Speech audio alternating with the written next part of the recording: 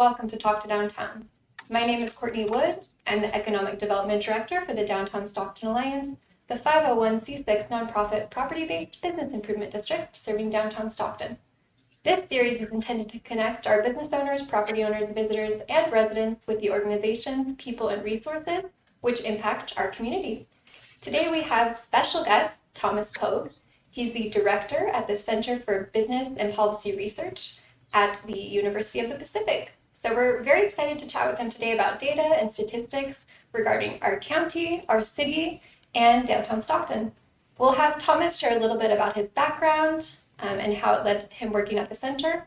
And then I'll go through a list of questions I've outlined for him, and at the end we will open it up for viewer questions. So if you do have a question, please type it in as a comment, and we'll get to it towards the end of the live. With that, I would just like to say, welcome, Thomas. Thank you so much for being our guest.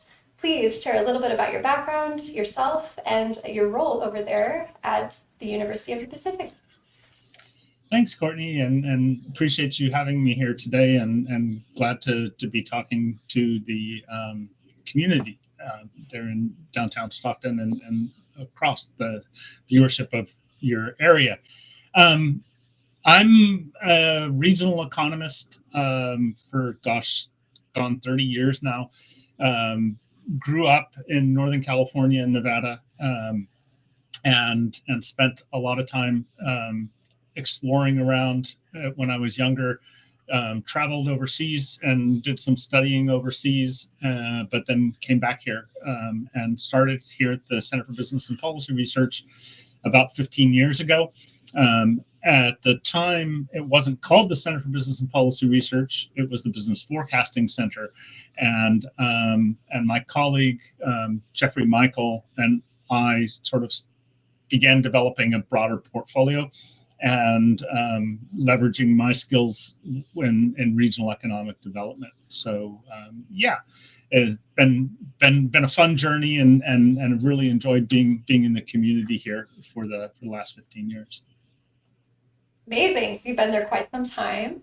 And can you tell everyone, if they're not familiar with the center's work, what is the vision and mission for your organization?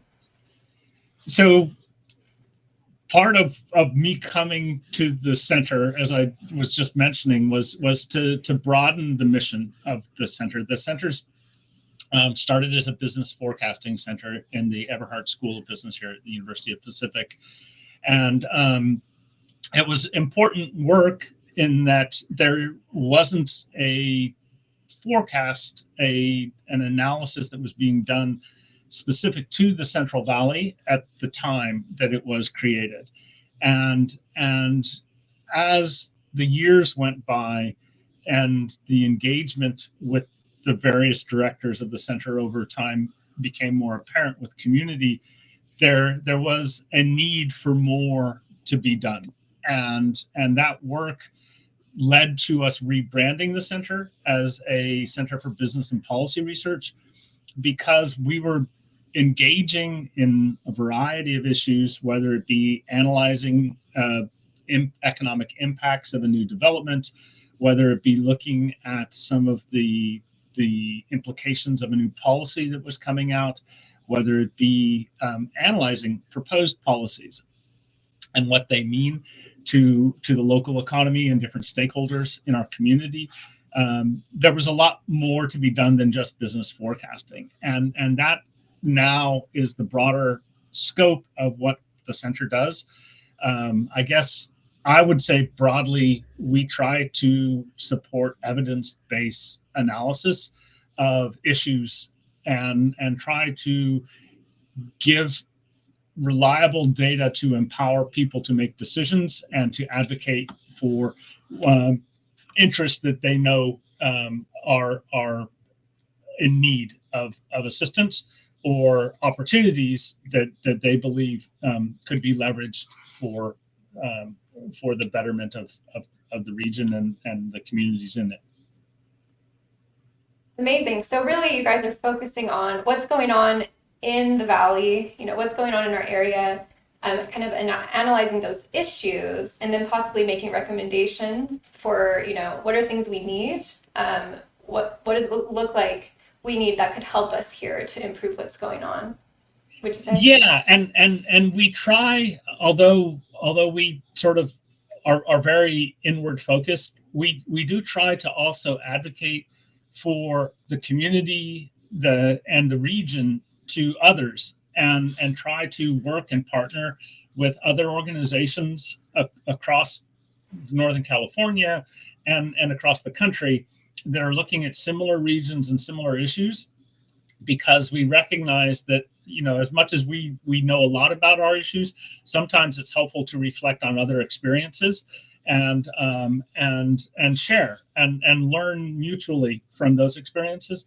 So we also try where we can to bring in outside expertise, to leverage those perspectives, and also share the lessons that we've gained here with others that are looking at similar issues as well. I think there's a lot of value in what you're saying. Yeah, sometimes we can get so narrowly focused on Stockton, where we are, and forget there's a whole world out there, that has similar problems, and maybe they're meeting it or solving those problems in a way that we could too. We don't have to be stuck in what's going on just right here. Yeah, and to help us understand what makes us unique and what makes us different from others, because we do certainly share a lot of commonalities, but also sometimes understanding those commonalities help us understand also what makes us distinct in our region too. Awesome. So in your own words, how would you say the work that you do really fuels or supports economic development or the improvement of the quality of life for our residents? So I think our approach is to try to put the information in people's hands that are looking to advocate for and promote transitions to better quality jobs, more equitable activities, and also more sustainable economic activities. And we don't know what those things are, but a sort of going back to our core purpose is to provide the data and to assist in monitoring and evaluating what the situation is and what are the impacts of some of these things being put forward. Saying that, it doesn't mean that we shy away from working and partnering with people that are trying to develop a strategy or analyze an issue and create solutions to problems. And again, we approach it from what's the evidence, what do we know, what can we bring in from others' experiences to address key challenges in the region and in our communities. And so pulling those together to inform a economic intervention or support economic opportunities that are already here, and also address the challenges that we know we're facing are sort of fundamental in terms of what we try to do. And I guess the other big part of this, which we believe supports the broader economic development of the region, is to recognize that we in our center obviously can't do it alone, but don't believe that anybody should be trying to do something alone, and trying to create partnerships with others that we know in similar initiatives to bring people together, and trying to help create platforms to help others work together that will advance the economic development of the community in the region. So really focusing on collaboration where you possibly can. Yeah, collaboration to make sure that nobody is trying to do things in isolation, and to try to leverage all the good work that we hear and see that's going on to make sure that it's not too dependent and is more resilient than something that would be done with just an individual or a particular stakeholder group. Awesome. And can you share with us, how is the center funded? So we are based here in the School of Business. We work in partnership with schools all across the university, but our fundamental model is self-funded. So we get grants, we get projects and contracts, and we go out and we deliver for clients on those projects and contracts. If we get a grant, then we deliver on what that project is committed to produce. But we're a self-funded center here in the university that is aligned to the missions in terms of student-based experiential learning, but also making sure that to keep the lights on, we've got to find new projects and people that have value, that see value in what we do for them. Awesome. Thank you. Yeah. So before we dive into some of your specific studies that you guys have done, what's one thing that you've learned throughout your years of research about our community that you think people might be surprised to know? I mean, it's a really hard question. There are so many things that come up, and you know, it's like what's interesting yesterday isn't necessarily what's interesting today, but sometimes as you learn those things, they help you figure out what's the next interesting thing to look at. I guess what still sticks in my mind in recent time is the fact that San Joaquin County is, in terms of the share of employment in transportation, distribution, and logistics, the second most concentrated area in the country, and that is a surprising value. I mean, we know it, we see it when we drive around, but just how big a deal is it? We are a very central point in terms of how the whole online transportation and warehousing economy is playing out, and I think that's fascinating. And then of course, statistics like we've heard about, you know, how diverse we are compared to other communities. That's also really fascinating to me, and it's something when you live here and you walk around and you go to a local soccer game or something like that, you see that diversity around. But again, to actually look at the numbers and recognize that those kinds of factors are quite interesting to me. You're right, 100%. You know, just thinking about my life too, you always see trucks around, you always see the trains, you know, all of those big rigs, and don't really think about how big is this in terms of the entire country. Yeah. And also with the diversity statement too, you know, this is how our life is, you know, there's people from everywhere here. Very interesting. So now, are there any facts, statistics, or data about downtown Stockton specifically that you might be able to share with us? So I always have to qualify things, and I'm sorry about this, but it's just the nature of my job. It gets really difficult when you start looking at smaller areas because of the way the data is compiled.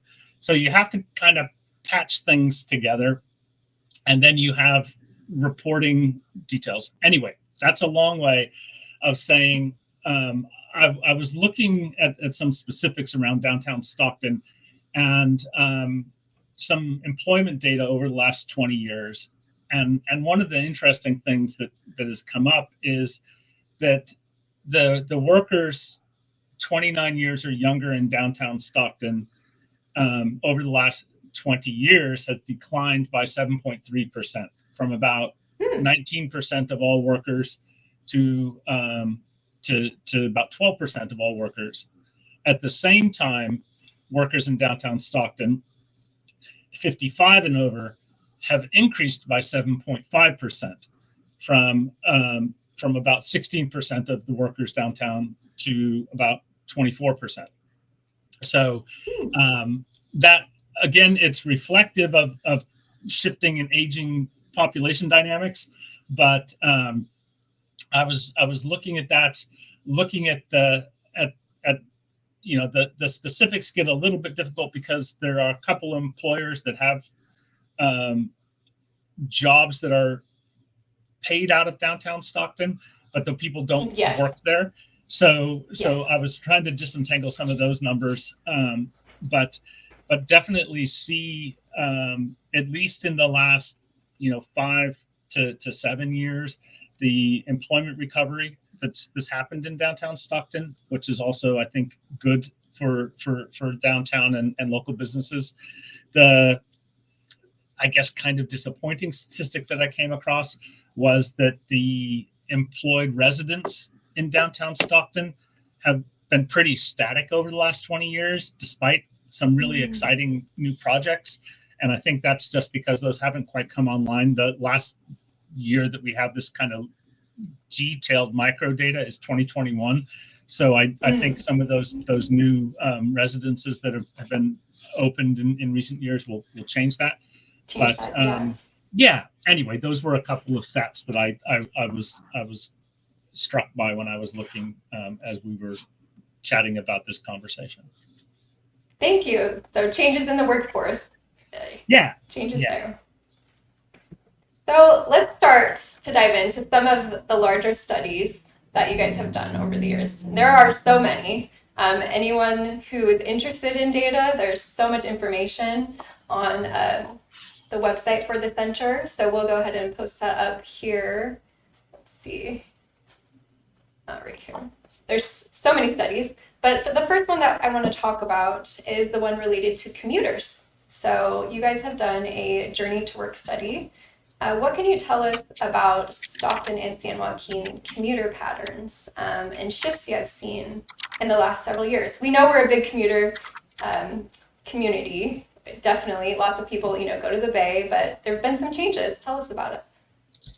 Yeah, so it's a huge issue, and it's one of those issues that we were excited to be part of broader conversations across Northern California, because there was initially some thinking that, Sacramento is so connected to the Bay Area and it's a big deal there.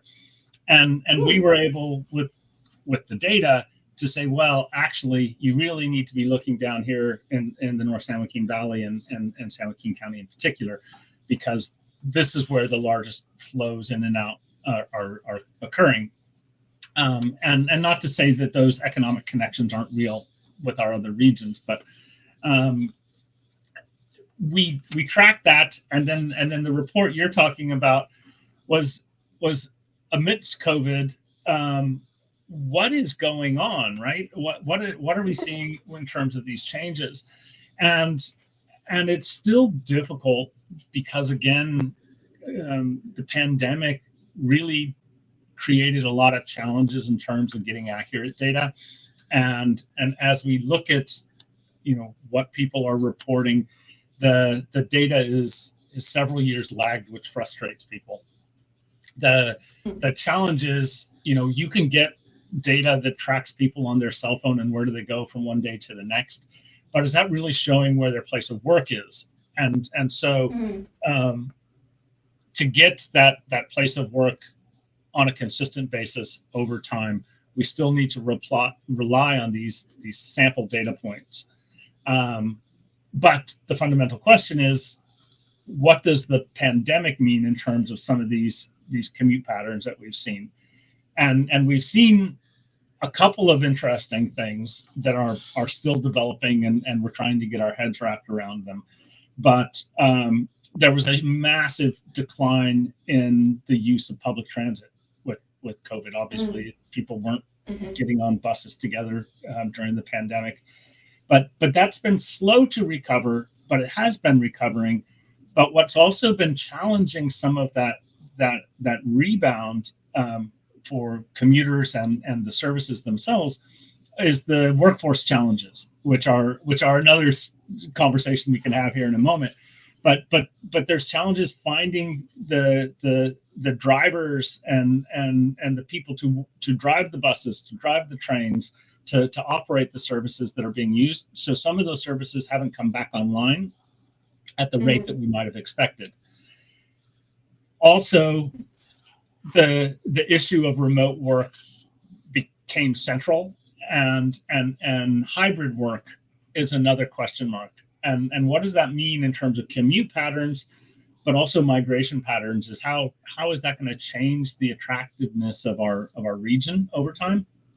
And before the pandemic, the 5 years before the pandemic, in San Joaquin County, about 4.1% of the population reported that they worked remotely. In the study you mentioned, we found a single year data point, and again, qualifying that single year data points get a little bit noisy because their sample size isn't that accurate. But that 2021 value we found during the pandemic, the people reporting that they were working from home was up to 11.4%. So that more than doubled from that 5-year average. But since 2021, that percentage working from home has declined from 11.4% to 10.9% in 2022, down to 9.7% in 2023. And the question is, will there be some remote work? It probably yes, and probably at a different level than what it was prior to the pandemic. But there definitely has been a trend sort of back to where we were, closer to where we were before the pandemic. But people aren't riding public transit as much for a variety of reasons. And so is that, more commute challenge on the roads in terms of our commute length and all the challenges which we talked about in the report associated with those really long commutes that so many of our residents are enduring. And yeah, just a whole bunch of stuff going on in terms of that aspect of life here in San Joaquin County and Stockton. Interesting. And from the study, it was really, really interesting, the map. And I think I'm going to go ahead and show it here because it really showed the patterns. Oh, let's see if I can go back up somehow. Oh, yes. It showed like the patterns that people are using because, obviously I'm thinking of commuting to the Bay, but there's also people commuting here to Stockton, to Sacramento. So let me see if I can get rid of this. It is really interesting. The flows from Sacramento back and forth are substantial. The flows within the county are within the region are quite substantial, but yeah, those Bay Area flows where we were up to almost 100,000 people in 2019 is quite something. I think we're looking probably between 5 to 10% lower right now still, but like I said, we're still trying to get the better estimates of the data that haven't come out yet. But yeah, and it really is a circulation of workers across Northern California that characterizes our area and really defines some of the opportunities and challenges that we face as a community. Yes, it's very interesting. And then in the same study, there was an interesting table as well that I'm hoping you can share a little insight on. Let's see. It was this table. It was low-income jobs and affordable housing ratios. Can you tell us a little bit about what this means for our economy? Yeah, this is related to one of the sort of key factors in terms of housing affordability that's looked at. And this is looking at how many low-paying jobs are there in an area compared to how many affordable housing units there are, and defining affordable housing units is something that would take as a benchmark 30% or less of their income, and what we see is part of the broader challenge that our interregional commute patterns have created, where our region has historically had relatively low-paid, low-skilled jobs, and the challenge with some of the interregional commute patterns is that those workers might, compared to where they're working, say in the Bay Area, be lower paid, but compared to the jobs out here, they're higher paid. So in terms of the affordable housing units near those areas, there aren't that many. there aren't that many lower cost housing units because of that proximity to more attractive and higher paying regions. But at the same time, a lot of jobs that are serving those regions are located close to them as well, and they do tend to be lower paid. So that means that we have these high ratios of very few affordable housing units compared to very many lower paid jobs. And that creates a challenge because that's creating, more commuters within our region as well, not only between regions, but within our regions, and also meaning that more people have to spend time driving to work and dealing with traffic back and forth because they can't live near where their jobs are. So it's an important reason why we're working in a variety of projects to also try to create more high quality jobs and higher value added jobs here in our community itself, so that we have better quality jobs and reduce the amount of lower paying jobs in the area, so that challenge of lack of affordable housing can be addressed, and also recognizing that it also shows just how much we have to do in terms of building affordable housing in our area. Thank you. Thank you for explaining the table and sharing what that means. And touching on jobs, you have done a study on workforce development that's related. And let's go ahead and dive into that now. So you did a study on middle skills jobs, and you also created a workforce development plan for Stockton. What can you share about jobs and workforce development statistics in our area that were highlighted by this work? Yeah, and just first off, as with so many of these projects that we do, we didn't do them alone. We were part of a big team, and we're really happy that we are able to partner with so many exciting and driven groups across the community.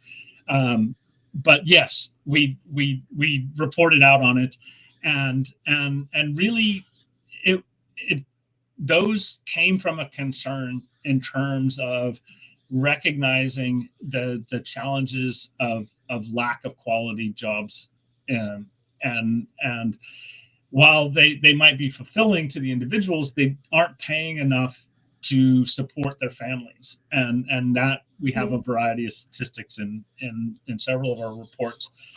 But we have some really important issues that we need to be aware of, and as much as it's exciting that we have all these warehousing jobs that are accessible to our population, it also makes us quite vulnerable to changes in market dynamics. As much as the online shopping economy has been an important driver, changes in technology, changes in purchasing activities and distribution models can quickly change that. And Stockton, San Joaquin County, and the Central Valley have lived through so many booms and busts over the time. As we look at those growing jobs in transportation, distribution, and logistics, it really sort of raised a flag that we need to start planning yesterday for the change that will be coming, because nothing lasts forever. And even if nothing changes, we need to build, again, more good jobs to support people so that they don't have to work multiple jobs, so that they aren't falling behind in terms of their quality of life and struggling to get by, and have an ability to get an education, to get a house that is stable, and make sure that they're able to feed their family and take care of their health as they should be able to. And so that's the framing of both of those analyses. The first one, the Workforce Development Action Plan, was really looking at what is the environment, what are some of the key challenges facing the region, and then the middle skilled jobs was how do we pursue those pathways to better quality jobs? And that's been exciting because it's been brought forward now in a variety of ways, including partners such as the Edge Collaborative and some of the work that they're doing with Irvine to develop local skills and workforce development. Also, work that's being done at San Joaquin Delta with the Transportation Distribution and Logistics Initiative, trying to build and leverage manufacturing and higher quality jobs and better jobs in TDL, and also in the more recent work that's being done out of North Valley Thrive, which is part of California Jobs First initiative, where it's looking to build on advanced manufacturing in the region and creating workforce pathways to sustainable jobs, not only in advanced manufacturing, which we have historically here in Stockton and San Joaquin County, but emerging areas of business like clean energy and the circular bioeconomy, and trying to make sure that we build those pathways to grow those family sustaining quality jobs in our region, and change what's unfortunately been an important legacy of underdevelopment in our area. When we were looking, and I know you want to ask me another question, but I got to tell you this stat because I was struck by it. We looked at the 13 regions that are defined by the state as part of this California Jobs First initiative, and we looked at the percentage of the workforce where a bachelor's degree or higher was required for an entry-level position, and this region ranked last in the state in terms of that statistic, which again isn't surprising that so many people have difficulties in terms of meeting their needs, because the costs are significant, because we don't have that many quality jobs, that many high value added jobs, and really trying to help support and build that section of good jobs in our region is something that we try to get involved with wherever we can, and try to help people that are making that case for those kinds of resources. This is such important work. I 100% see exactly what the issue is and where you guys are coming from. It would be great to have, better quality jobs. In your mind, I'm curious, like, what types of jobs would these be? Are you saying they would be just kind of a higher level within transportation, transit, logistics kinds of jobs, like just that be more training, more certifications, or some other type of job, So I think where we come from is recognizing where our region is, or at least try to, right? I mean, as much as we can, we try to listen and we try to hear what the community is saying, and we also try to look at the statistics in terms of what the data is telling us.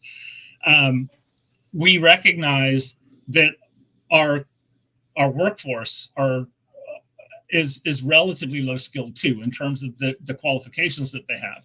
So how do we build up the workforce development system to make sure that people can get those qualifications and certifications? Because it's not all about a bachelor's degree, right? There's other qualifications that you can do to get a good job. There's construction trades, for example, have great pathways in terms of building routes to good family sustaining wages and jobs.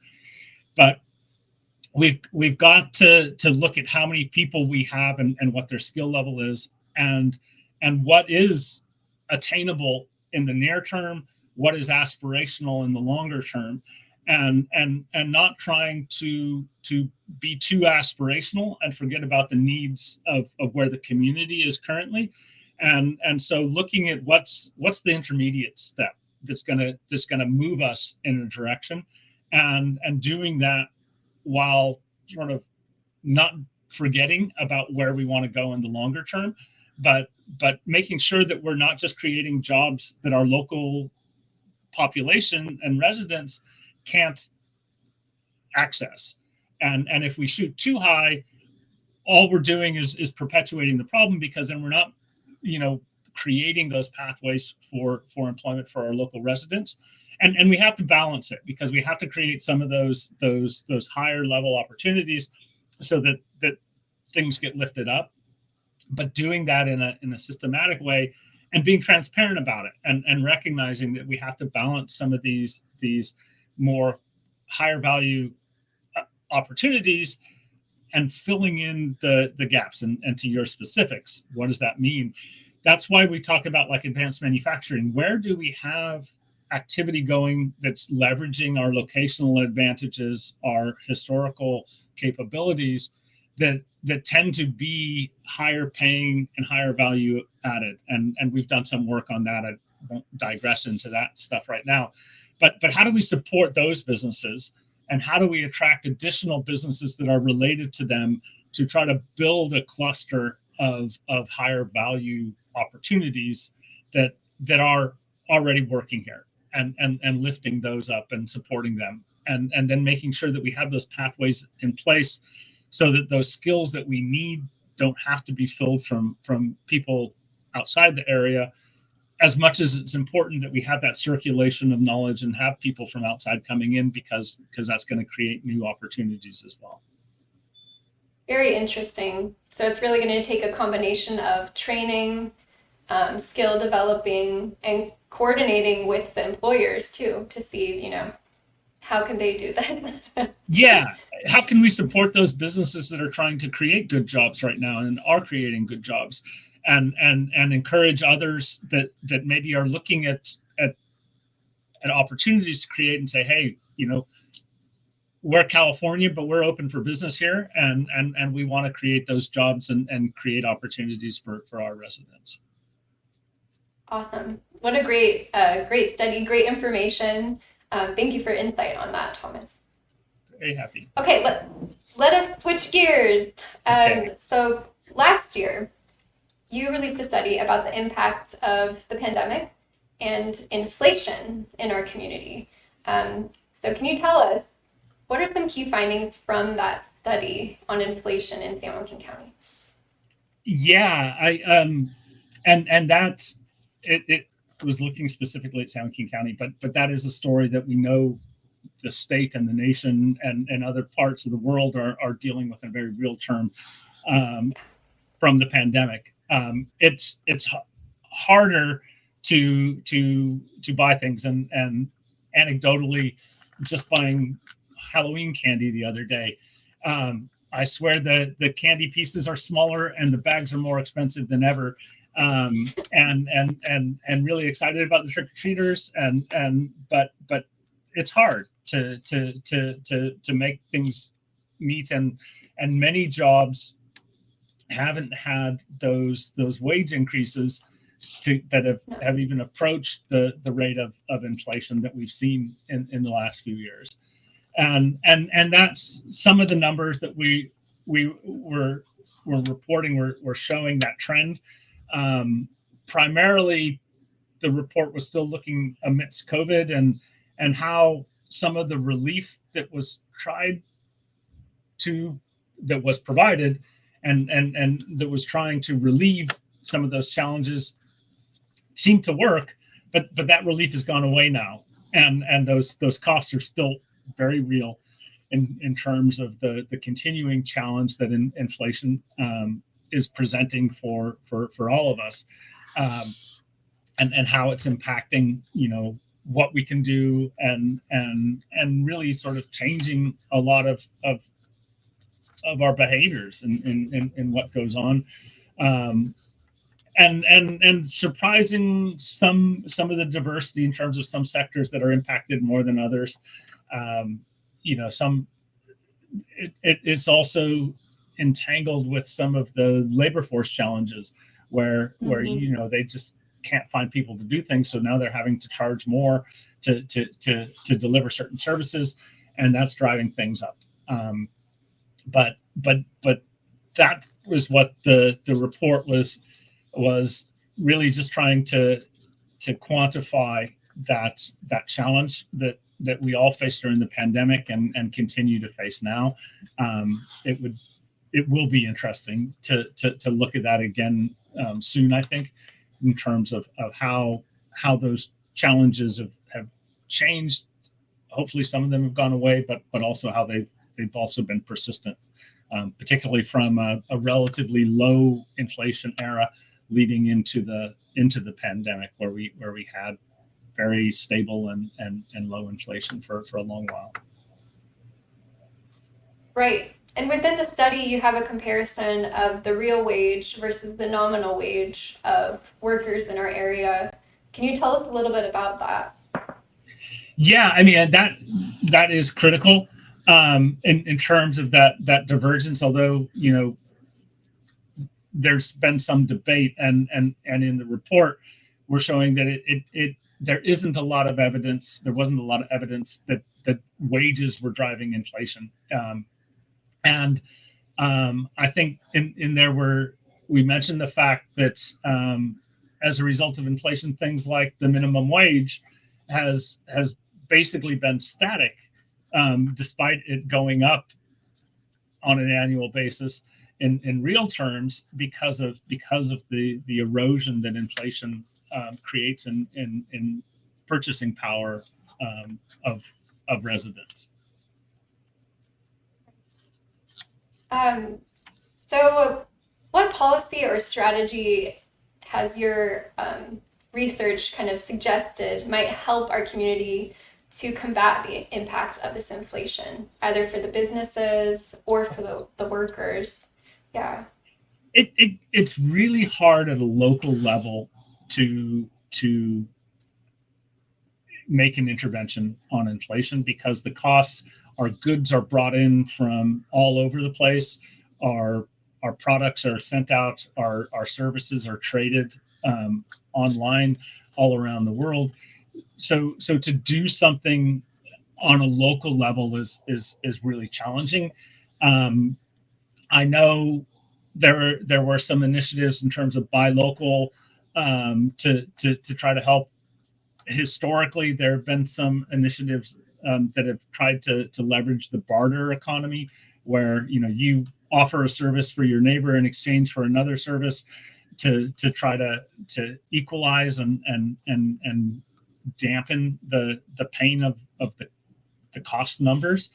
But again, oftentimes we still need to pay for the gasoline to drive to do that job. We still need to pay for the internet service, for the cell phone service, and all those costs continue to go up, let alone the costs of our food, for our milk and orange juice and eggs that we purchase. So it is a challenge at a local level. Trying to make sure that as much as possible we benchmark wages can be helpful, but in real terms, businesses often can't pass those costs along to their customers without losing customers. So that doesn't work so well, although it sounds like a great policy. They just can't pass those costs on. So somebody is going to have to absorb it. And it's a real challenge at a local level, and just trying to make sure that we make sure that the people at the macro level making policy aren't creating more inflationary environments is probably, think global, act local. The best we can do is to try to encourage those policy makers to not support a higher inflation economic policy. Really advocate for things that won't increase the condition that we're already in as much as we can, and vote for people in favor of that. Okay, yeah. Thank you. It's kind of, it's a huge change, I know, for everybody. Lots of things have gone up: housing, gas, food, just everything. And you're right, it just doesn't feel like wages have quite caught up yet. So let's see how it impacts us in the coming years. Yeah. Let's move to another topic. So you guys have done another study, and this study was called The Cost of Homelessness. Can you tell us now about what were some key findings in that study and what was the impetus behind even doing that work on homelessness? So prior to that study, we had done some work looking at the health and behavioral health system for the unhoused and trying to see, where things were working and where things weren't in terms of the care for the unhoused, and some of the burdens that emerged and challenges that emerged from that study were, without regular health care, unhoused individuals going into emergency rooms add a lot of cost and create a lot of challenges for everyone. Trying those that aren't unhoused trying to access those emergency care resources, as well as the costs that are involved because preventative care isn't being done, and so recognizing from the prior study the scale of some of the costs and trying to get an estimate of what those resources look like, but not wanting to do it in isolation. And this is where I hope that further work will be done, because this was a very initial study to try to get our heads wrapped around what was and what is the potential cost of caring for the unhoused, and looking at, what are those resources, what are the scale of the resources, where potentially could efficiencies be found with interventions upstream. So not just, fixing what's broken, but trying to prevent something from becoming broken. Could we better use those resources? And that was the framing that analysis was done in, recognizing that we had a great hopes, and it's hard because asking for, how much do you spend on unhoused individuals, most organizations, be they public or private or nonprofit, don't track that as an explicit figure because it's not in their mandate. So had to make some estimates and had to make some approximations, but wanting to try to show some of the strategic value of tracking that and using that as a performance metric as our community moves forward to try to address the challenge of unhoused population in our community, and figure out how we can better intervene to solve those needs that we all face with the large unhoused population. Very interesting. And what were some of the, takeaways that you guys found from that research? I mean, besides recognizing that we need better data collection, because it was clear that we had a number and we have an estimate, but that number needs to be a lot more reliable, and developed further. So that was critical, is just the extent of how little information we have and how little information is available about how big is the problem or not. But then we look at and what was apparent was the scale of health and health related expenditures that the unhoused population incur, and how do we prevent that? Because again, if we're fixing something that's broken, it's a lot more expensive than preventing something from becoming broken, and that deals with healthcare and a whole bunch of other resources to try to make sure that people aren't put in emergency situations, that we minimize those sort of critical care challenges. Gotcha. So focusing more on prevention where possible, rather than trying to deal with something that's already been on this path for so long. You know, someone who's been experiencing homelessness for a long time is already suffering from poor health. You know, it's already a really hard situation at that point. It is really hard because oftentimes there's a variety of reasons why they don't want help before, and they don't want help after. They just want to be fixed and then left alone again. And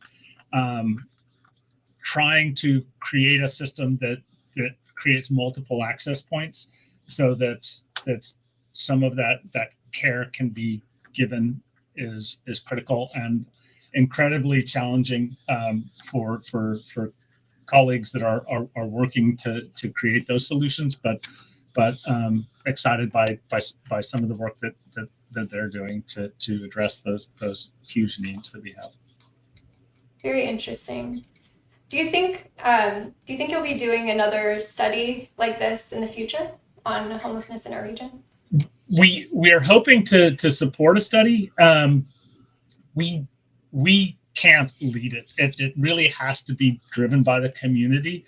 There has to be a mandate to gather the data and to do something with the data. And you know, we try to help where we can, advocate for a need, but there has to be the users of it that really drive the collection of the data. I think that was a key finding, and if there isn't a demand for people to use the data, the collection of it's going to be problematic again moving forward. So hoping that some traction is gained in terms of building impetus around the applying this information in a systematic way and collecting it in a systematic way so that we can really track what we're doing and what's working and what isn't with some of these investments that we're making. Okay. Thank you. A long way of saying we don't know yet, I guess. It's the thing. Maybe. We're happy to help, but don't think it's right for us to try to lead it. Think it needs to come from the broader community. Yeah. Maybe room for collaboration with Continuum of Care or other organizations that do similar work. Yeah. Definitely. Okay. So those are big issues that we've talked about so far. Moving to a new topic, this is about transportation. Downtown Stockton is a huge transit hub. We've got ACE, Amtrak, Highway 4, the I-5. We've got it all, RTD as well. What research has your center done on transportation and the growth of downtown Stockton as a hub? We've done a lot over the years, looking and we do. I got to give a call out. San Joaquin Council of Governments has been an important client of ours for many years, and we've done a lot of work and continue to do a lot of work in partnership with them and in support of their mandate, and have looked at the growth of everything from those commute patterns to the transportation and warehousing sector, to the transit system ridership dynamics. We spoke about it earlier. This region is very much a transit hub and a transportation hub, and there's big investments coming with Valley Link, with San Joaquin's, with the ACE Rail expansion and the connections to high-speed rail, which will have important implications for the region and for our communities here, and trying to keep on top of those and make sure that what's being built is valuable and being leveraged as much as possible in terms of the assets that are created as a result, and particularly for downtown Stockton, where there's so many important centers of transit that really facilitate a lot of access right now, but have a lot of potential to do even more and make some of that attractiveness of living downtown and being in business downtown be even greater, and making sure that those are leveraged as much as possible. Wonderful. Yeah, we're really looking forward to seeing what those investments are going to bring to downtown. It's already bustling, but it's going to be even busier. So Yeah, very exciting to see that you guys have done definitely. work on that. Definitely. So now I'd like to turn everyone's attention to your website. You guys have a portion of your site that's called LAFCO. Can you tell us a little bit about that portion of what you do? And then I'd like to, after that, highlight some of the information you have there. Yeah, so we have over the years published a lot of reports sort of tracking the state of the county and the region, to look broadly across, the economy, the demographics, the social capital, and health, amongst other things. And we were really happy that the local agency, local government agency formation commission, approached us and asked us to create and track over time what that data looks like. And so the LAFCO portal that you shared there details at the sub-county level some critical indicators that we update on a regular basis, and excited at the center because it allows us to use some of our business analytics and data analytics master students here at the university to do applied learning activities and help put information out to the community that they need and can help them in terms of understanding what some of the critical challenges are and opportunities that we face. And as they're trying to look for additional funding and resources, or monitor and evaluate how things have been changing, where to go. There is lots of information in this world, but trying to find reliable, vetted, and sustained information can be a challenge. And that's the work that we were looking at doing in partnership with LAFCO to develop. If I may, I want to just give a quick call out to some new work that we're doing with SJCOG, and I'm hoping by the end of next month that we'll be able to launch a new data portal that will be in partnership with SJCOG, looking at the county level, not the sub-county level like LAFCO, but at the county level, sort of tracking some of these key indicators and doing it in a little bit more user-friendly way, where we recognize that some of our data in the LAFCO is a little nerdy in terms of how you access and pull it down, but trying to do it in a little bit more community-friendly way. So we'll certainly share with you, and hope you can share with the Downtown Alliance that website when it comes out soon. Definitely. Yes, please. So as Thomas was sharing, LAFCO is accessible by anyone. So the public can use it, residents can use it, local businesses can use it. Anyone who's thinking of opening a business in downtown Stockton can use it to really look at all kinds of information, from employment to housing, demographics, just any information you're looking for. It's got a lot of really interesting insights and charts. So a really useful tool for the community, but there's a new one coming out soon. So we look forward to seeing that from you guys, Thomas. Thanks. All right. Within the data that you guys have now, there is one graphic that I wanted to pull out, and this is on voter turnout. Let's see. Okay, I think you guys can see it there. So it has the voter turnout for 2018, 2020, and 2022. I'm just curious, you know, you guys have this information on your site. What do you think we can do to encourage more voters to turn out in our community? I think, you know, this is, we're presenting this in terms of what we're calling social capital. And that's like, how much do people feel engaged with the decision making in the community? And I think, you know, the lack of voter turnout is a measure of how disengaged, unfortunately, so many people do feel.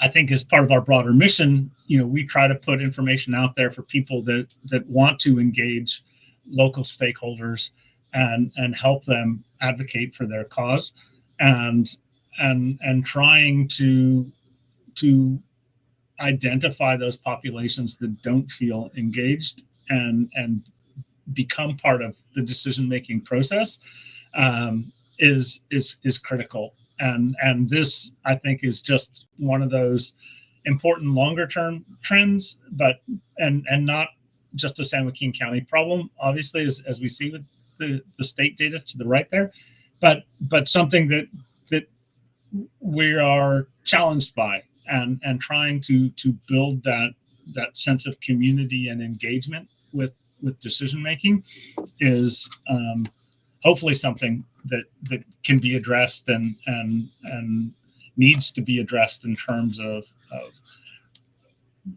buy-in from the community and the future of defining what the region looks like and the direction that it takes.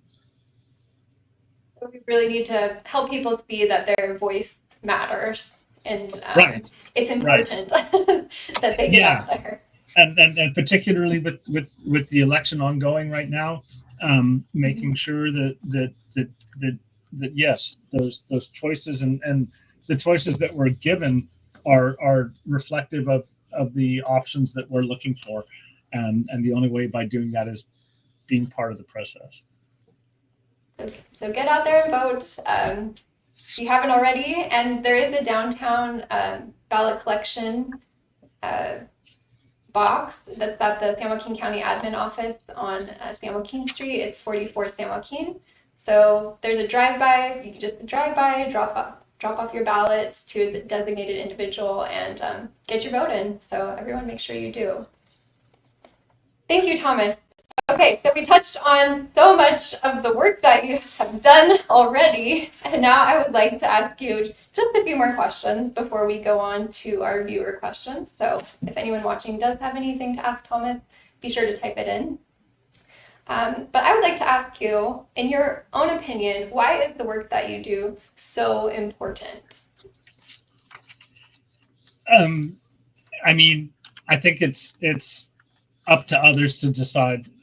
We're able to keep the lights on, so obviously there is value out there. I think the monitoring and evaluation work is critical. You can start something, but are you having the impacts that you had intended? And a lot of what we do tries to assist in that monitoring and evaluation. And then also trying to frame the data in a way that is facilitating action and responses to the data, whether it be building on the outcomes that we were looking for, or minimizing outcomes that we didn't intend to have happen with our interventions. Looking and tracking what's happening. That monitoring and evaluation is critical.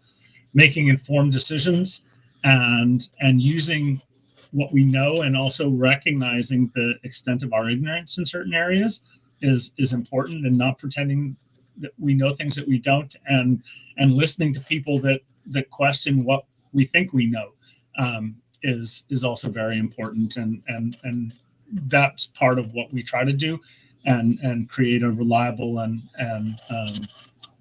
quality process of that evaluation work to help make those informed decisions, and to help make priorities and strategies that can make changes that'll help our economic development and quality of life for everyone in our area. Beautiful. Yeah, it just sounds like everything you guys are doing is critical. These are critical issues. To me, it seems that way. You're doing homelessness, what's going on with workforce development, what job skills do we need here? Like, these are such huge, huge things to think about. Inflation. So I admire what you guys are doing at the center, really. Thank you so much. Yeah. Have you seen, as a result of any of the work you guys have done, have you seen it lead directly to funding, resources, or policy changes so far? Yeah, like I said, and again, we're very thankful that we've been involved with some great partners, and they had visions, and we were able to support their visions and activities. Like I mentioned, San Joaquin Delta College is doing a lot of work right now with the Transportation Distribution and Logistics Initiative. The EDGE Collaborative is also doing some important work in terms of trying to build workforce development. We've done work with United Way, trying to look at the impact of nonprofits on the community, and know that projects and initiatives have come as a result. Working with the university now to try to expand the small business and entrepreneurship support that is available to our region, and through North Valley Thrive.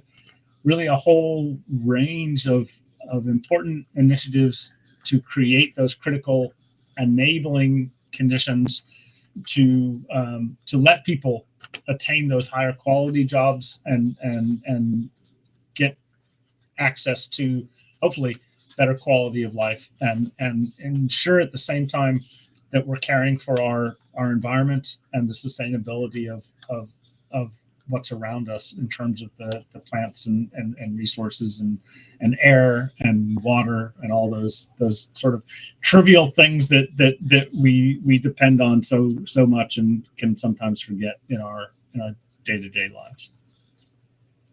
So true. And we didn't even touch on the work you guys are doing on Delta research, because you guys are doing all of that too, water research. Yeah. So if you had to kind of think about the next 5 years or so, what changes do you hope your research will make to the county and to downtown Stockton specifically, if you can say? Any specific changes you could think of? So again, I hope that we can do work that supports some of those opportunities that growing density and growing the livability and vitality of downtown Stockton offers as a important area, not only for our region, but as a model for transformative development. I think there's a lot of opportunities there that can really leverage the resources that we all know living here that this region has. The need to address those very real challenges that people feel in terms of being left behind and struggling to get by. How do we create those opportunities, and recognizing that there's a lot of challenges, whether it be childcare or elder care, or that prevent people from doing what they would like to, and what maybe would be optimal. How do we create an enabling environment that can support as much as possible those opportunities that people want to pursue and hopefully will pursue to better their lives and their families. Amazing. And so, speaking of downtown Stockton, from a research perspective and everything you've learned, and all the studies that you've done on all these different topics, what do you think might make downtown Stockton an attractive place for real estate investment or for starting a business? What are some factors that you might see there? Gosh, there's a lot. I mean, like we were just talking about, some of those transit assets, the density, I mean, downtowns and the arts and culture, the multitude of resources that a downtown offers to a community are huge. I think also, thinking about some of the important knowledge creating bodies that we have, Stan State's campus not far from downtown there, University of the Pacific isn't far, San Joaquin Delta College, and how do we leverage those partners to grow opportunities and vitality in the downtown. It'd be very exciting to see happen some more, and build a connected, vibrant area with all the assets that our city has and downtown Stockton is concentrated with. Love that. Would love to see some collaboration amongst the universities, whether it's having one part of Delta, like a Delta program or a UOP program in downtown, something going on there, or maybe a small business incubator for the business students, something. It would be so cool to have something like that downtown to tie everything together. And my last downtown specific question for you is, what are some of your favorite downtown lunch spots? Well, unfortunately, I spend far too much time at my desk, so I haven't been down to many of them lately. But I know Xochimilco is a cafe, is a fun, vibey place. The Fed, Cast Iron, and Papa Herbs are all a few that I've been to relatively recently, and many others that I enjoy when I'm down there with colleagues and have a chance to have a lunch out. There's a lot to choose from. When you can escape from the office. When I can escape, yes. Great. Get away from the screen for a while. Yeah. Yes. Okay. So we're almost down to the last few of my questions. I'd like to look at the future. What can you tell us about new studies that you are working on, Thomas?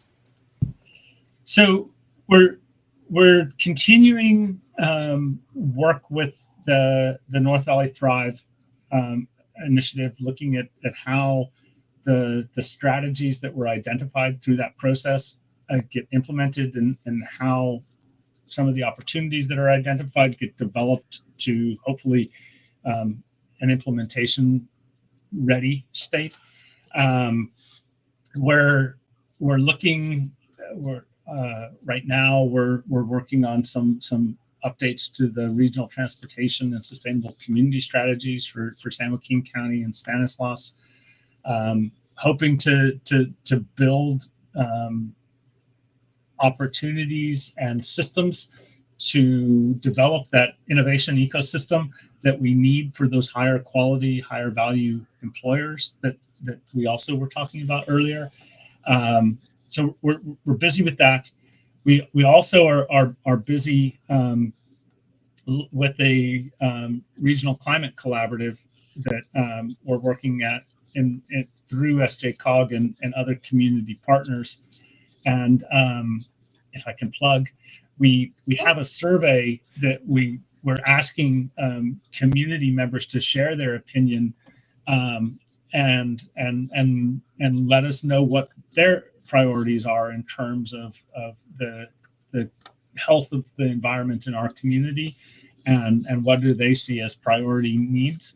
And so anybody that would be able to jump on the link and share their thoughts, we would really appreciate hearing what you all think about the climate and environment of this area, and what should be our priorities. So just a few little things running around trying to still stay on top of all that, as well as our continuing work, as we were just talking about, with the indicators, and really trying to grow opportunities for not just the center, but the university to work with partners in the community and create student learning experiences, experiential learning experiences, and how can we, as sort of a outward facing part of the university, create some of those partnerships and opportunities with businesses and other stakeholders in the community for students and faculty and staff members to engage, and trying to work out how we can do more of that and create a bigger access to the important opportunities that we know exist in that area. Awesome. So yes, please take the survey if you're watching the video. Give Thomas some feedback on what you're looking for in terms of the studies that they're doing. And you're very busy. You just shared so many projects that you're working on. And additionally, your organization does provide custom studies. So if anyone is looking for research of that type, maybe there's a particular niche aspect, maybe it's a business or just a community organization, and they're looking for data and they don't have it, and they might be able to hire you to do a study. How can they start that conversation with you? So to get a hold of me, the easiest way is send me an email at cbpr@pacific.edu, or else to give me a call, and I can give the number here if that's all right. Yeah. 209-946-2913. And yeah, either way, happy to have a conversation and see what maybe we can do, or who we could refer you to if we're not in a position to assist with your needs. Perfect. Is that number correct right there on the screen? That is correct. 946. Yep. Okay. Yep. So if there's custom information that you're really needing, you can reach out to the Center for Business and Policy Research and get that conversation going to see if they can help you collect it. So wonderful. Are there any jobs or volunteer opportunities available at the center, Thomas? So we are challenged in terms of managing volunteers. So we don't take volunteers ourselves, but we do occasionally hire, and probably in the next few months we'll be looking for a couple of positions. So we'll be advertising those, and I'll certainly send them your way when we put them out there. But yeah, we're hoping to increase our capacity a little bit, because as we've been talking, got a lot of work to do and need staff to help us realize that work that we're engaged with. So a couple of opportunities will be coming. Nothing's out there right now, but shortly we'll be looking to bring on a few more people to assist us. So yeah, would love to hear from anybody that would be interested, and just need to sit down and get those job announcements out in the next couple of weeks. Perfect. So if this data, statistics, if all of this is your cup of tea, then Thomas might have positions opening up in the near future. Great. Okay. So my last two questions. First, what do you love most about this work? You're in it, you're doing all of this numbers crunching, you have to get out there in the community, get this feedback. What do you love about the work that you do? I like data, and I like the fact that we can assist in finding, if not answers, at least clarity around questions through analysis, and whether that be quantitative or qualitative, trying to frame a better understanding to what we're trying to know is a fun part of the job for me, and particularly when it can help people realize important work that they're trying to do and to support that work.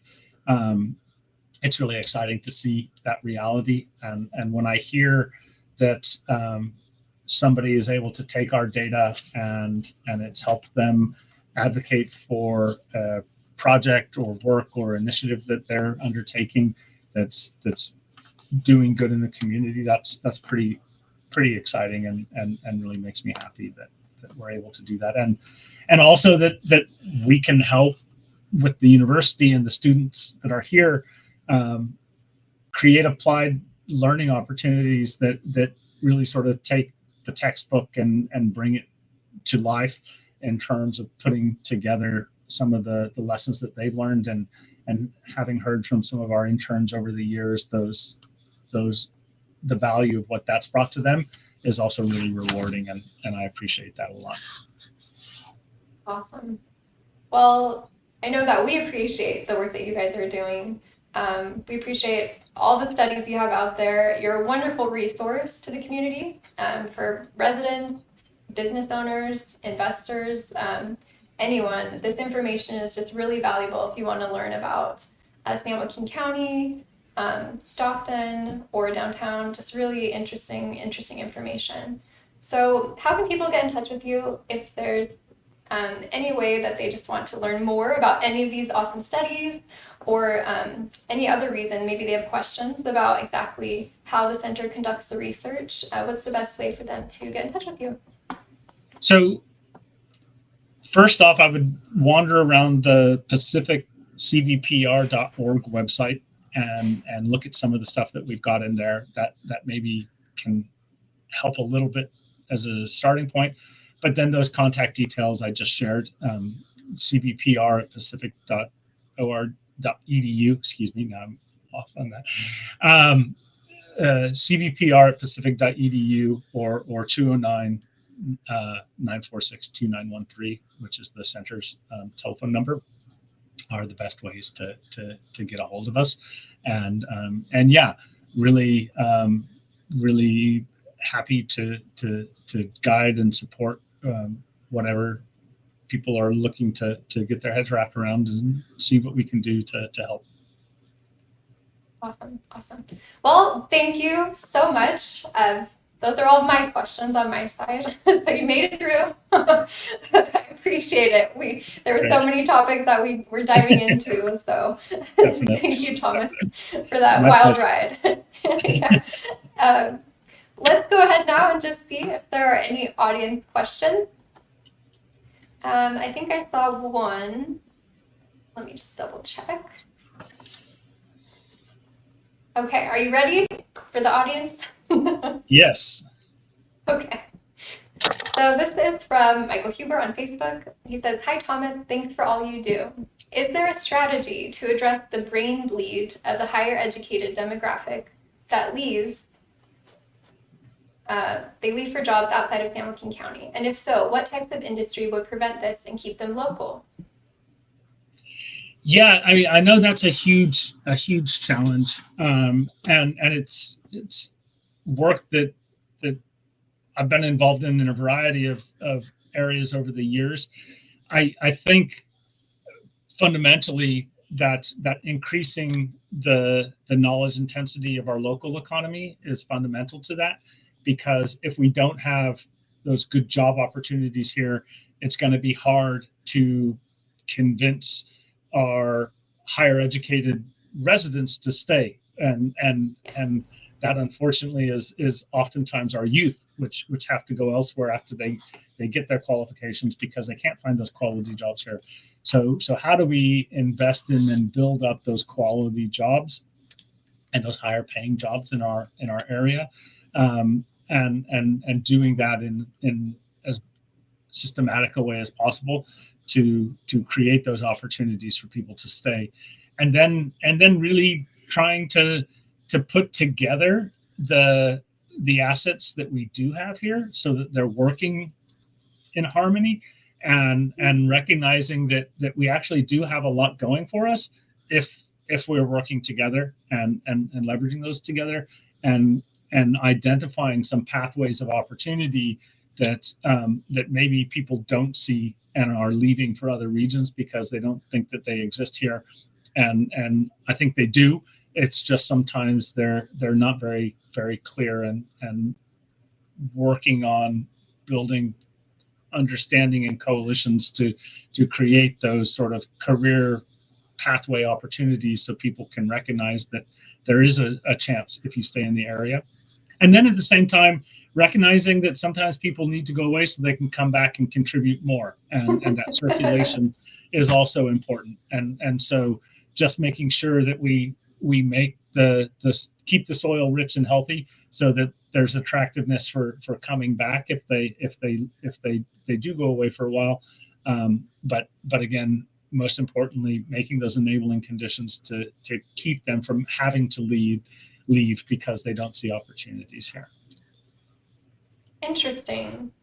Touching on this question where he's asking about what types of industry, do you have any thoughts on that? Do you think maybe there should be more higher ed positions working in, like we were talking about earlier, like manufacturing, logistics, like management, or maybe engineering or something like that? Or what other industries do you see room to grow in here? So as we were talking earlier, I think the work that North Valley Thrive has done in terms of identifying priority industries is an important starting place, and that's looking at advanced manufacturing. And advanced manufacturing for our region are often built around our traditional industries. So it's like construction. It's like what are we building equipment. Harvesting equipment, farm technology, manufacturing, food manufacturing technology, other types of manufacturing technology that we have. Building the higher value opportunities in those are we're doing it already. Let's create more of the higher value opportunity up the value chain for those activities, and at the same time recognizing what our endowments create. And those are some things like the circular bioeconomy opportunities, clean energy, and some of the other sectors, and making sure that as we're doing that, we're doing it in a way that realizes those opportunities and minimizes some of the risks of negative externalities in terms of not wanting to be a dumping place for problems, but actually to be a center of solutions and again quality jobs for residents and most importantly our youth to keep them and grow and develop our area. Beautiful. Very, very interesting insight that you've got there. And thank you for the question.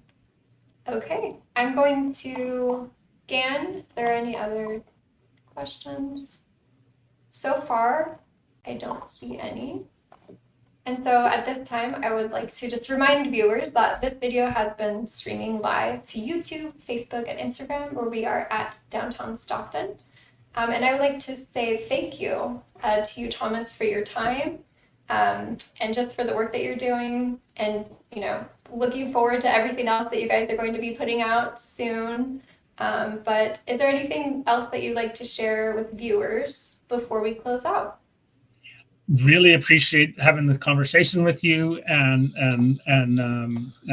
hope that it's been helpful, and hope that anybody that's interested in learning more can find their answers or ask us, and we'll do our best to try to help them get those as soon as possible.